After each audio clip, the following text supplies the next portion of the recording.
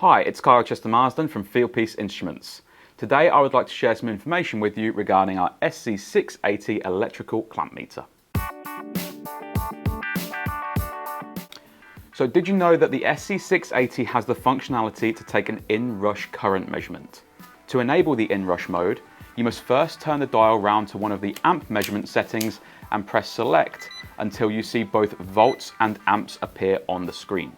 Now we can locate the in-rush button on the side and simply press it once to enable in-rush mode. You should now see the in-rush displayed at the top of the screen. Now you just use the clamp meter as normal and place the live cable of the circuit you're testing in the jaw of the clamp. In-rush current measurements can help identify any startup problems with a compressor or motor, as well as any issues with the startup circuit.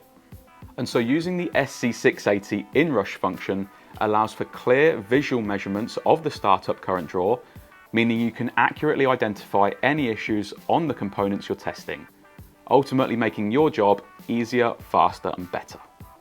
So thanks for watching and stay tuned for more great videos.